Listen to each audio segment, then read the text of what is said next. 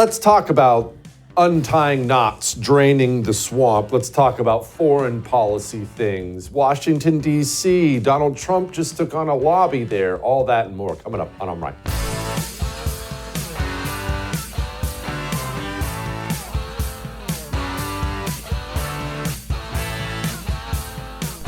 Let's talk about the system, the swamp, draining the swamp. Let's talk about all this because we're all going through something here. All of us. I'm going through the exact same thing you're going through. We're all doing the same thing right now. Donald Trump won an election in November. We're excited about that. Happy. Couldn't afford all that. Yeah. But we didn't want Trump to be there just to be there, right? You have things you want him to do. I have things I want him to do. And one of the things that's central to most of us on the right is exposing and stopping the terrible corruption inside of Washington, D.C. Obviously, that draining the swamp is what most people call it. We've called it that here, but the system, the criminal enterprise, whatever it is. So let's discuss that, what's happening, what's not happening, reality versus what we wish. Let's talk about it. First, let's think about a knot. I'm talking about the worst knot you've ever had to confront. You thinking about it? Maybe it was a bunch of wires or one wire, shoestrings, cords, something. At some point, you're like, maybe fishing. If you're fishing, you've encountered it. At some point, you've encountered a knot that is a disaster. Now, why is it a disaster? Time. Over a long enough period of time, this mixing with this and that and this, that, the knot just got worse and worse and tighter and tighter and tighter over time. The longer it was festering, the worse it got. Now, how do you untie it? With time. That's the truth. Draining the swamp is going to take a lot of time because creating the swamp took a lot of time. We didn't get to this place of corruption as a country 5 years ago. You know, it didn't start under Joe Biden, although he may have made it all worse. It didn't even start under Barack Obama. Decades and decades of neglect by us, the public, and evil deeds by people in Washington, D.C. has created this knot that may seem impossible at times. Well, I don't believe it is impossible. I will tell you this, just right between the eyes. It's going to take time. And it's going to take a lot of effort, focused, ongoing effort. We're not going to be able to look at it and just solve it with one election. That's not how it works. For instance, let's talk about the Epstein stuff, because that's probably a priority one for a lot of people. Jeffrey Epstein, as you already know, billionaire, financier, famously was involved with underage sex trafficking, just the grossest stuff you can possibly imagine. And he wasn't doing it alone. He was friends, partners with a lot of the wealthiest, most powerful people on the planet. We don't know who exactly did what, but we know for a fact that, for instance, he was signed, it's public record, he was signed into Bill Clinton's White House multiple times. Jeffrey Epstein famously had, I guess, a painting of Bill Clinton, a really weird one. He's in a blue dress. It's odd. Jeffrey Epstein was friends with Bill Gates. We know his wife gave an interview where she blamed their friendship as part of the reason she divorced him. Very interesting, right? So again, we're talking wealthy, powerful people, royal family members. And so you, me, I would like to know who these people are. If you are abusing women, especially underage ones, but really any age, if you are abusing women and children, I don't care how much money you're worth or how powerful you are, I believe you should be brought to justice just the same way anyone would. And so we're very interested in that Epstein list. Now, Kash Patel, head of the FBI, gave a little update on it. Did Jeffrey Epstein himself or did somebody kill him? Senator, I believe he himself in a cell in the Metropolitan Detention Center. Are you going to release all the information about that? Senator, we are working through that right now with the Department of Justice. When you think you'll have it done, Cash? I think in the near future, sir. Like before I die? Senator, we've been working on that, and we're doing it in a way that protects victims. Okay. Well, that was about as non-committal can get. So what's at play here? Is Kash Patel using his role at the FBI to protect evil, powerful sex traffickers? I doubt that very much. That's not his reputation. I don't know Kash Patel, but he has an excellent reputation. I doubt that. So what's really at play? Are they really protecting victims? Maybe. Do keep in mind, it's a very, very dangerous thing to have damaging information on wealthy, powerful men. It can be very hazardous to your health, as you are well aware. Maybe they are protecting victims. Maybe the wealthy, powerful men who are about to be exposed, possibly, maybe they have outstanding $1,000 an hour attorneys who are mucking up the whole process. Maybe there are people on that list who didn't commit any crimes or necessarily do anything wrong. Remember, this was a billionaire financier with a private jet. Somebody came to you with a potential business deal and said, I'll send my private jet along. Would you hop on? Would you do all the vetting of him first? Probably not. I don't know that I would. You offer me a private jet. Maybe somebody rode on that jet who didn't do anything wrong, didn't touch anybody, didn't hurt anyone. I don't know. Now, I don't know. But I guess that's the point of this entire conversation when it comes to the system and the swamp. And there are many, many, many things we don't know, things we want to know, some things we'll never know. But here's what we do know. We know that the corruption of Washington, D.C. is years and years and years in the making. We have a bad knot to untie. And electing Donald Trump for 4 more years is not going to get the job done. It helps. It's a lot better than electing Dome. It helps.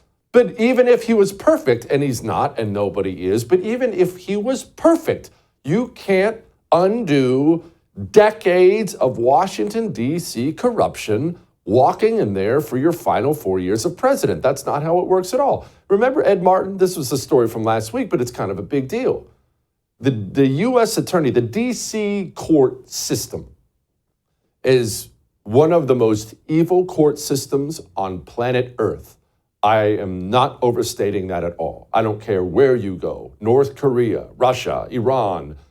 I don't know that you can find a more biased, evil court system than the one in Washington, D.C. That court system is the reason all these nonviolent January 6ers were charged with things like terrorism and thrown in cages, because you can convict any Republican of anything there. You can't get a Democrat conviction because they're all communists, and you can convict a Republican of anything, of spitting on the sidewalk. They'll throw them in prison there.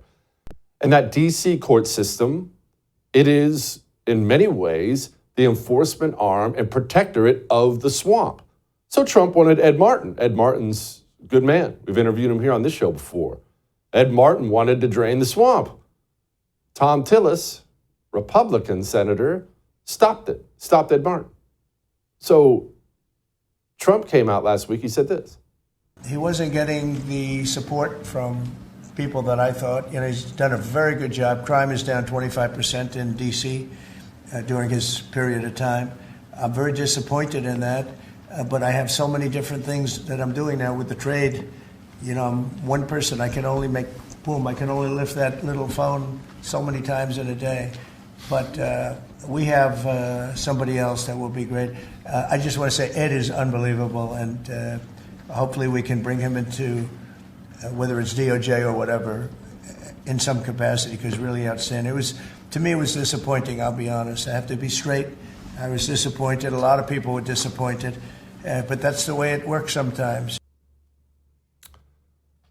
Now, when Donald Trump made those comments last week, I felt then, and I do feel now, it's not that I've changed my mind, a bit of frustration with that tone. And this is what I mean by that. Donald Trump is not afraid to crucify anybody publicly if they anger him. He'll go on social media and call an actress fat and stupid. I mean, Donald Trump will blast away at anybody. Donald Trump bounced Bob Good from Congress, one of the most conservative members of Congress. Primaried him, gone. Has publicly threatened Chip Roy, Thomas Massie with primaries for opposing spending bills. Donald Trump will come after you, left, right, middle.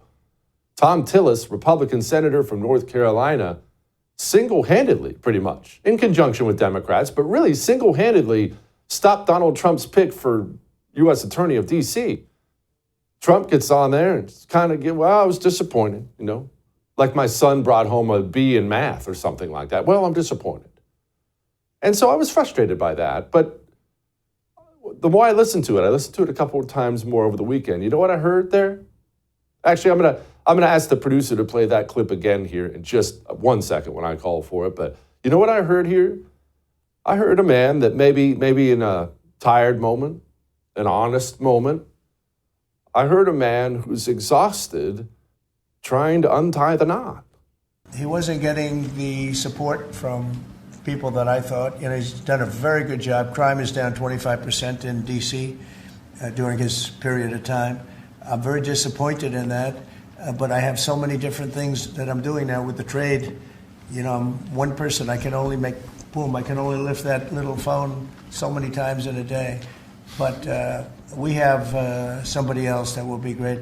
I just want to say Ed is unbelievable, and hopefully we can bring him into, whether it's DOJ or whatever, in some capacity, because really outstanding.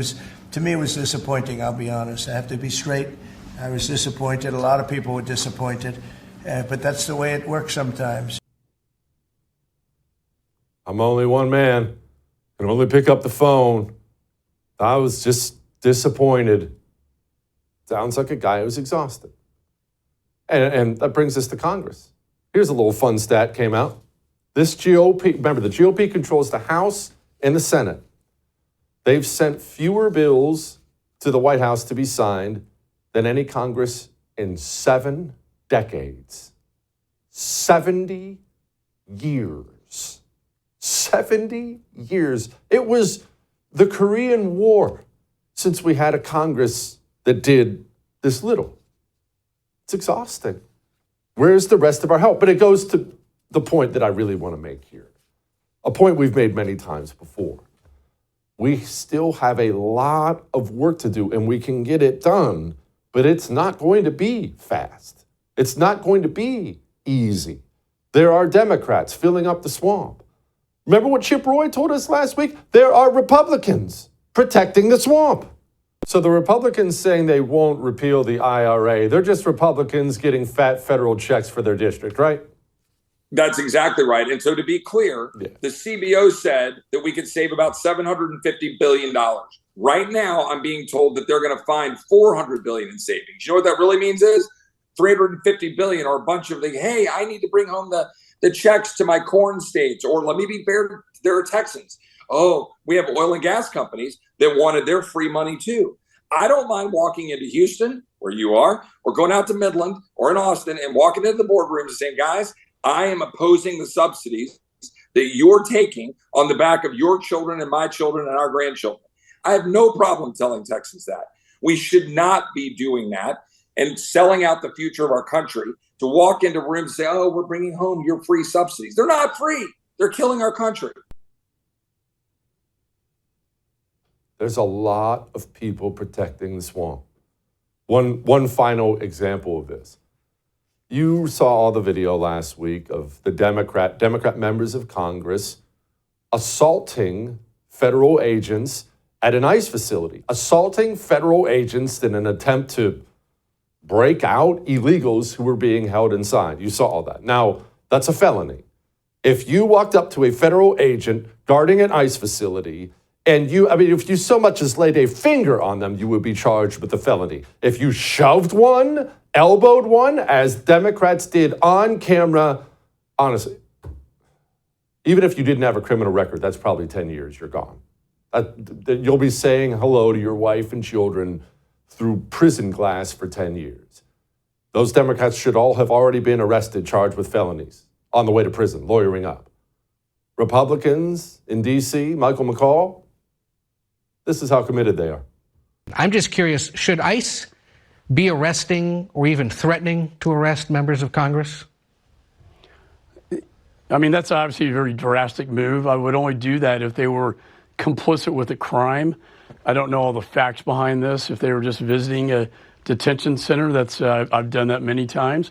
If they're disrupting law enforcement, that's another question. So, we can peacefully protest in this country, but you cannot be complicit with gang violence against our law enforcement. And I think perhaps that's what it comes down to.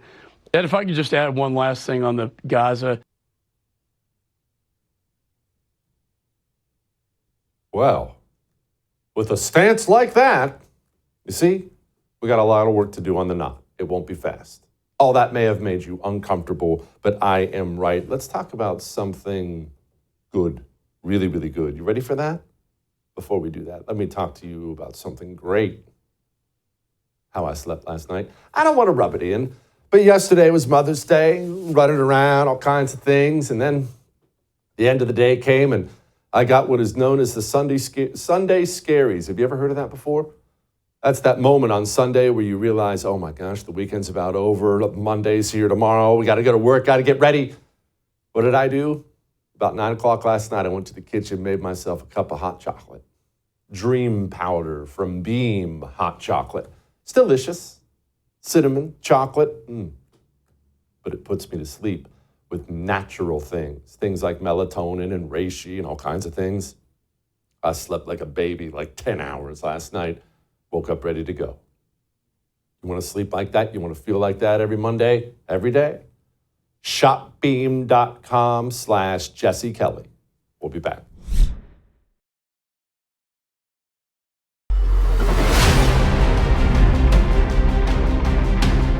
All right, let's talk about something wonderful.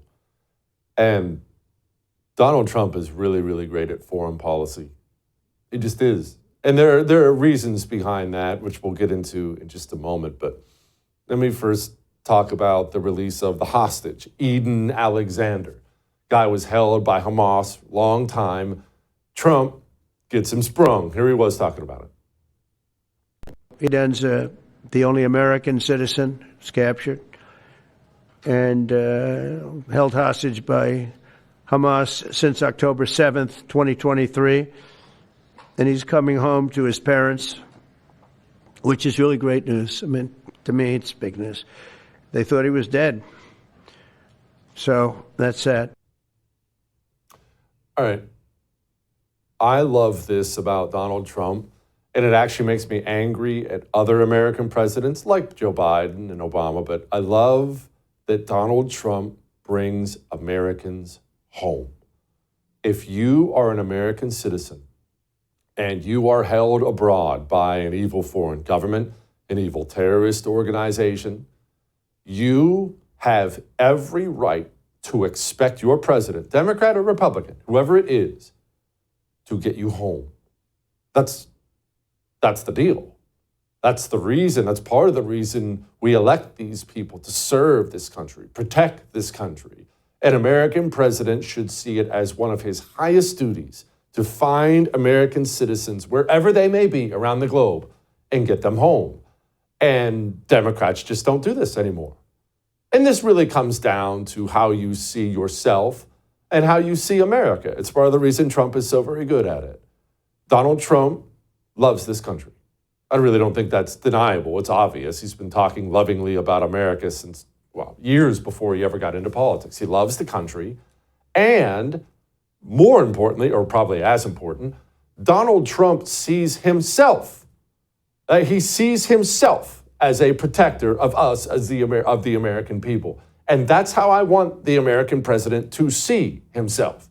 He sees himself as someone who should look out for you. No matter who you are, no matter where you're held, if you're held somewhere else, he will make it a priority to bring you home, and he does. And I just love that so much.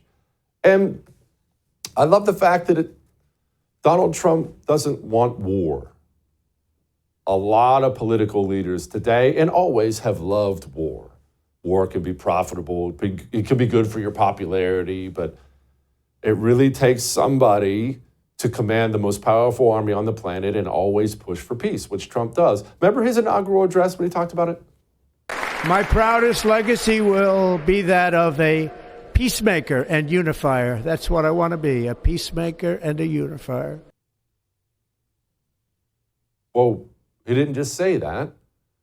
India and Pakistan, you remember all that dust up last week. Maybe you at least saw some headlines about it. Well, these countries historically despise each other. There's all kinds of history there, which I won't go into here, but it's all ugly. It is really, really bad. They hate each other. They're right next to each other, and they're always fighting. They just hate each other. And something breaks out, and it's getting bad, and people are dying. And people are looking, and they're saying, my goodness, these are both nuclear powers. Two nuclear powers who hate each other are starting to kill each other. This could get way out of control badly. Well, the American president didn't have to, stepped in. On Saturday, my administration helped broker a full and immediate ceasefire, I think a permanent one, between India and Pakistan, ending a dangerous conflict of two nations with lots of nuclear weapons. And they were going at it hot and heavy, and it was seemingly not going to stop. We helped a lot. And we helped also with trade. I said, come on, we're going to do a lot of trade with you guys. Let's stop it. Let's stop it. If you stop it, we're doing trade. If you don't stop it, we're not going to do any trade. People have never really used trade the way I used it. That I can tell you. And all of a sudden they said, I think we're going to stop. And they have. And we stopped the nuclear conflict. I think it could have been a bad nuclear war. And that is a big part of why he's very good at foreign policy as well. Donald Trump has made deals his whole life. You know, the book he wrote, Art of the Deal and whatnot. But both foreign and domestic, Donald Trump has dealt with powerful men across the planet, always trying to make a deal. Hey, why are we fighting? There's no need to fight. Let's make a deal. I'll get a little bit and you get a little bit. Let's make a deal. He approaches the American presidency the exact same way. You just heard it right there. He sits down, India, Pakistan. Hey, come on, let's do a deal. We'll make it work for you. We'll make it work for you. You can have some extra curry. We'll throw a little bit of this, a little of that in. It'll work out for everybody. Makes deals with people. And it works. And now people aren't dying. It matters. And it's a far, far departure from what we get every daggone time there's a Democrat president. We immediately rejoined the Paris Agreement. We convened major climate summits and reestablished. I apologize we ever pulled out of the agreement. 3 years. I'm sorry. We kind of suck. I'm sorry. It's freaking awful. Glad we're done with that. Anyway, let's move on. Because we have more things, foreign things to discuss before we get to those foreign things. Let's get to something as American as it gets. And that would be chalk. Natural herbal supplements from chalk. Do I seem excited when I talk about chalk? I am, because I feel 10 years younger. I do. I have so much energy. About my late 30s, just felt like my energy wasn't there anymore. I needed coffee all day, it's horrible. And then I started taking a male vitality stack from chalk, and my mind feels good. Does that sound weird to say? It's true. My mind feels good. I have so much energy, ready to go, not running out of gas, staring at the clock. You want to feel like that? Go get a subscription to something at Chalk. You feel like $1 million. Raise your T levels through the roof, gentlemen. Ladies, energy levels, they have female vitality stacks for you. You want a big fat discount? Chalk.com/JesseTV. We'll be back.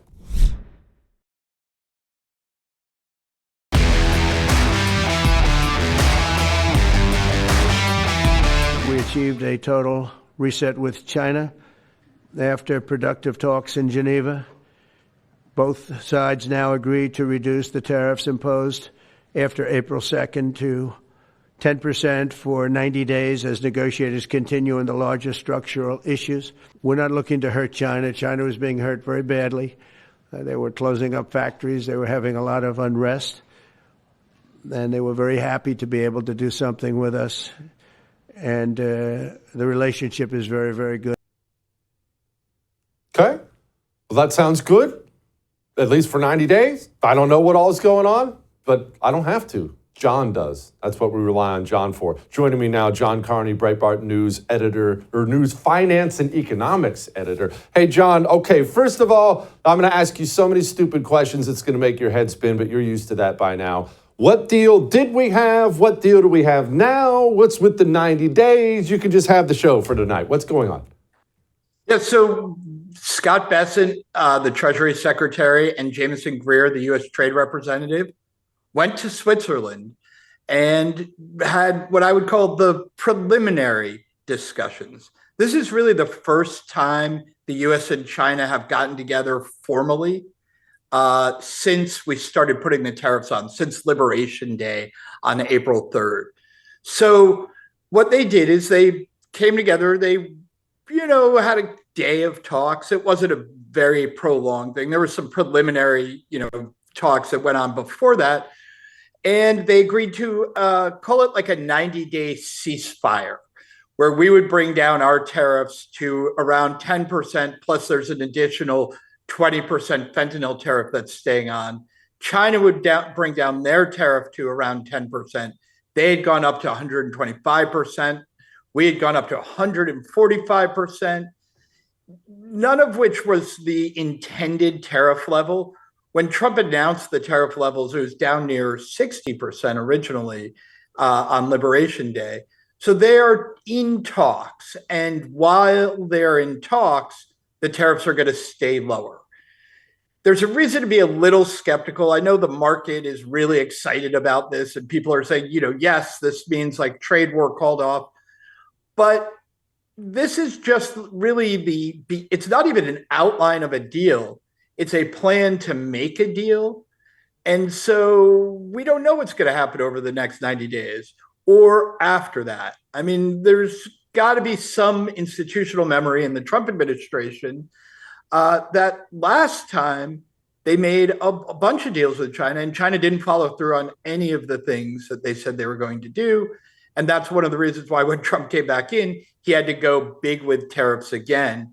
So yes, it's a positive that talks began, but we'll have to wait and see, where those things really end up and whether China actually follows through on whatever they agree to.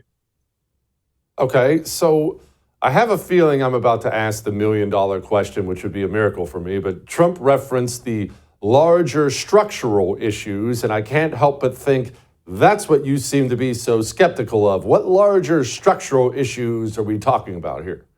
Yeah, I mean, a big problem is China's economy basically runs on the idea that they have a huge surplus, that they make a ton more than they consume, that they run trade deficits against the rest of the world and the United States in particular. I don't know how they can easily address that. It's one of the reasons why I've been skeptical that we would ever really come to a deal with China, because I think they'll say a lot of things, but they really demand almost the right to run trade surpluses, meaning other countries get to have trade deficits with China. And it's hard to see how they move away from that and stay at the level of employment that they really have had. And that in itself, like China can't have a 10% unemployment rate. If unemployment climbs in China, it will become so politically destabilizing that the regime is afraid of that. That's one of the reasons they run their country the way they do, to keep people very busy so that they don't notice that their economy is actually propped up by central planning and exits mainly on exports. So I'm not sure they'll be able to address the structural issues, but I'm glad they're trying. I mean, look, the Trump administration has been a lot more positive and optimistic than I am on this stuff. And, maybe I've grown cynical over the years watching China sort of pull the rug out from administration after administration. They did it to the first Trump administration. So I'm a little cynical. They think that they really can get something done. And so I hope that they're right and that I'm wrong on that. How does this work when we have a new president in 3 years, John? Meaning, can China just kind of ride this out, or is the political situation, as you mentioned, so sensitive there that they have to get something done too? Essentially, I'm worried about the dictatorship knowing it can ride out the elected president. Yeah, that's always been a danger. But I actually think in this case, time is on our side. Xi Jinping is not Xi Jinping from 10 years ago. In 2015, he was a much younger man. Time is no longer on Xi Jinping's side. He will eventually not be the supreme leader of China. That we are, and we're 10 years closer to the day when he's not doing it, being the leader of China, than we were 10 years ago. How long does he have? Nobody knows. He doesn't look like a very healthy man to me. And he may get turned out before he intends to leave. China is not a stable country. There are a lot of things in the background happening. People, you find out about generals who disappear, or various secretaries, undersecretaries who just vanish. Why? Because it's not a stable country. And I think the other thing that China, that's got to be a little bit jarring to China, is I think they thought the first time around, well, once Trump's gone, they'll take those tariffs off. But Biden didn't do that. Biden actually kept the tariffs on. And if you look across the political spectrum, whether it's Donald Trump all the way to Gavin Newsom actually is saying, yeah, we've got to do something about our trade deficit with China in particular.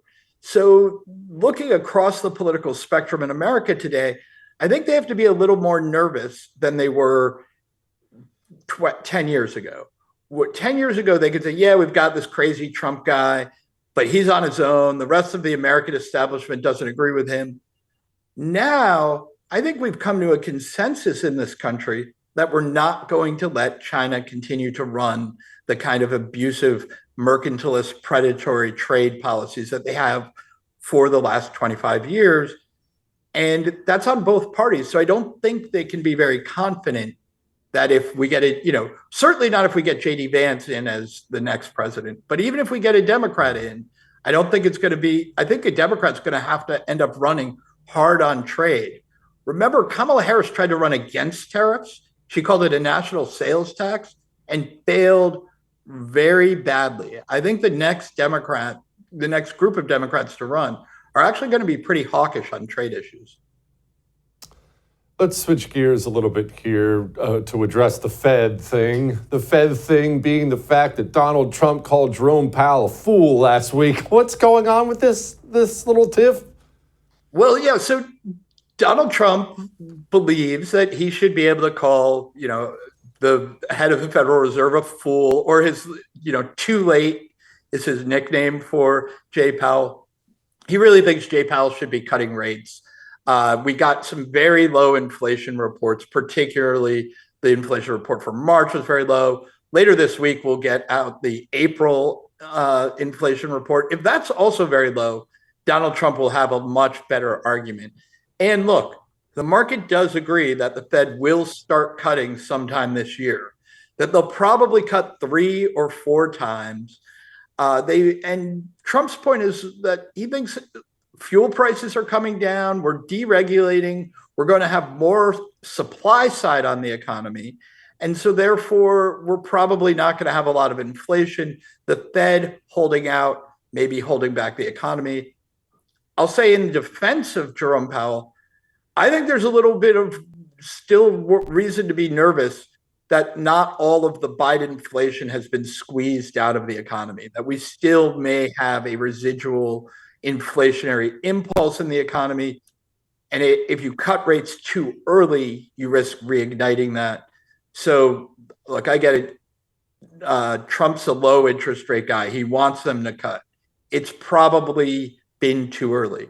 The next meeting or the meeting after that, probably not too early. Then we're probably about ready. John, as always, brother, I appreciate you very much. Thanks for making us smarter. All right. Trump did something enormous today with Big Pharma. Jeffrey Tucker, as you can imagine, has a lot to say about this. So we will get to Jeffrey in a moment. Before we get to Jeffrey, let me get to this. You know I'm not a big jewelry accessory guy. It's just not who I am. I really, really take a lot of pride in my watch. And it's not because it's nice, although it is very nice. It's because it's a Wasen watch. Wasen Watch, you know, by a United States Marine, run by a United States Marine veteran. Wasen Watch, the company that not only makes these super nice Swiss watches, they share and promote our values without shame. I love that Wasen Watch. Go look at their social media. If you're wondering, hey, what should I get one? I'm not really sure. Go look. Wasen Watch will be proudly talking about the Second Amendment, about being pro-life. That's what makes me proud of it. It's not just the fact that it's a really nice watch. I love my Wasen Watch. You want one? You want a nice discount on one? Can't even tell you how cool the little leather just go get a Wasen Watch. WasenWatch.com, code Jesse gets you a nice discount on one. We'll be back.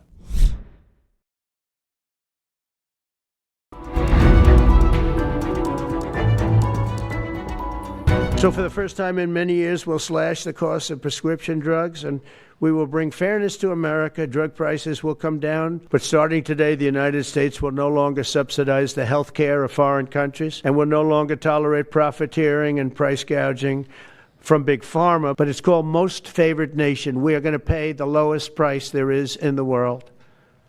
We will get whoever is paying the lowest price. That's the price that we're going to get. I am doing this for the American people. I'm doing this against the most powerful lobby in the world, probably the drug lobby, drug and pharmaceutical lobby. But it's one of the most important orders, I think, that's ever been signed, certainly with regard to health care or health in the history of our country. Okay, what happened today? My head is spinning about the whole thing. I can't tell. Is it good? Is it going to blow up the market? Is it bad? I don't know. I'd love for everybody to be paying less. Joining me now, somebody who does know, Jeffrey A. Tucker, President, Brownstone Institute. Okay, Jeffrey, pretend I know nothing about Big Pharma, which I pretty much do. What happened today? Was it good? Was it a disaster? Explain this to me. It's a huge move towards market competition to break up the American cartel of pharmaceutical companies that have been overcharging ridiculous amounts at the expense of the taxpayers for decades and decades. Nobody's ever had the courage to do this. It's an obvious thing. It's a common sense thing. And the executive order, I just read it today, is totally perfect. Okay, the executive order is perfect. I love to hear that. Now, what cartel are you talking about? Can you describe this pharmaceutical cartel and why, at least in the past, we have been paying like 8 times as much for Tylenol as those dirty Europeans do? Well, a lot of it comes down to the patents, which essentially establish an industrial monopoly, and they're shared with the agencies, thanks to the Bayh-Dole Act, which permits this kind of racketeering to go on legally, so that NIH is sharing patents with private producers, and they share employees, and they share funding. Taxpayers are on the hook for funding the R&D for the drugs, and then sometimes even buying all the drugs, and then of course through Medicare and Medicaid, being the main customer for these drugs. And no other country is stupid enough to do this, so they charge just normal market prices, which can be 1/10 as much as you get in the U.S. So, in the U.S., you might pay $3,000 for a drug, and then just go just 1 inch across the Canadian border, and it'll be $300 for the exact same drug from the exact same plant. So the whole thing is outrageous. The U.S., they put it today that the U.S. is subsidizing the world, which is kind of true. It's hard to say if that's true. One thing is for sure, Americans are paying monopoly prices. Whether you're paying without insurance, in which case you're absolutely going to get fleeced. If you're paying with insurance, then the insurance company is getting fleeced, and who's getting the profits? It's a lot of times these pharmacy benefit manager companies that are skimming off the top, and it's all coming at the expense of taxpayers. and consumers. It's just complete robbery. It's astounding that it's been allowed to go on this long.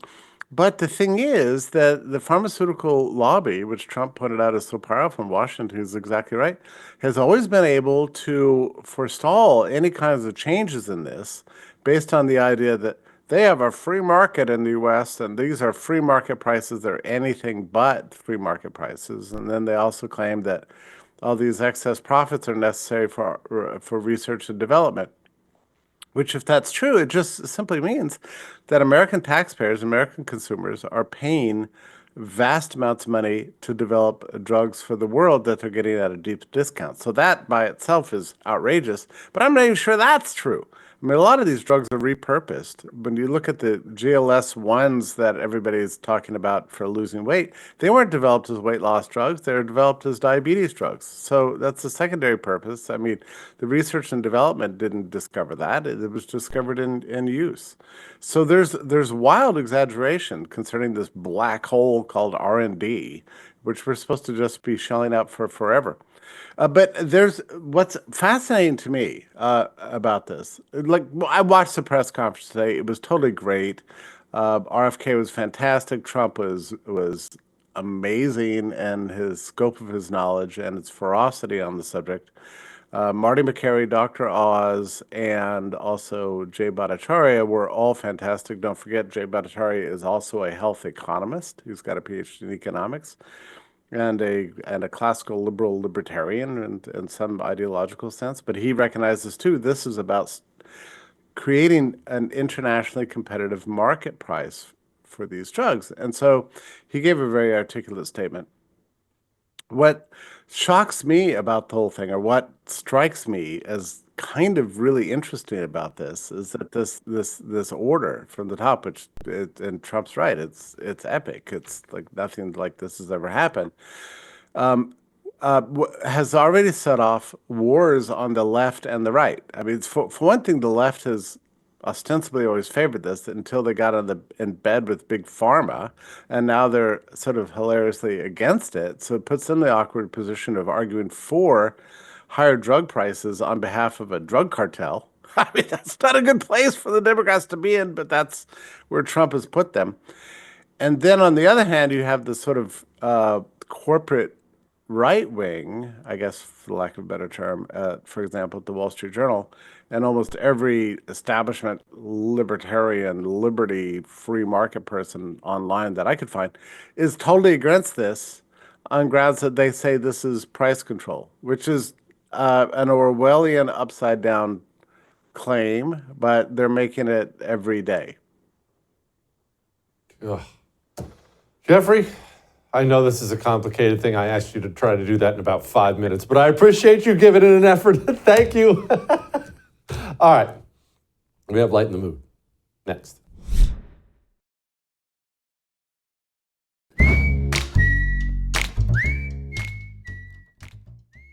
All right.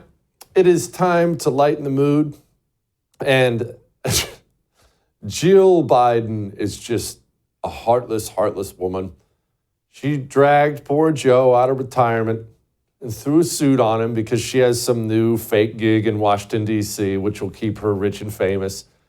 And she had poor Joe do this media tour, and she had to sit there right by him the whole time to hold his little hand because Joe's just not even a functional adult anymore. And they made him go do The View, and it went about like you thought it was going to go.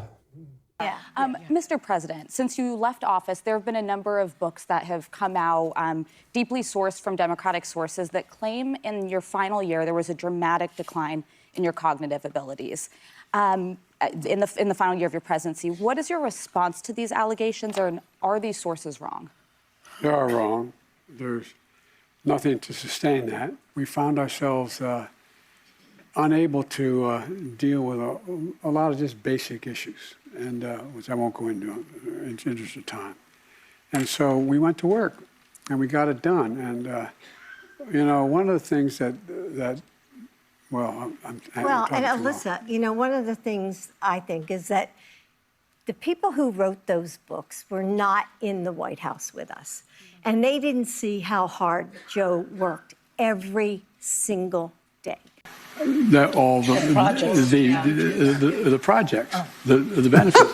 How do you lead the world without having the best infrastructure in the world? How do you lead the world without having the best healthcare in the world? How do you lead the world without having the best education system in the world? How do you lead the world when you don't have that done?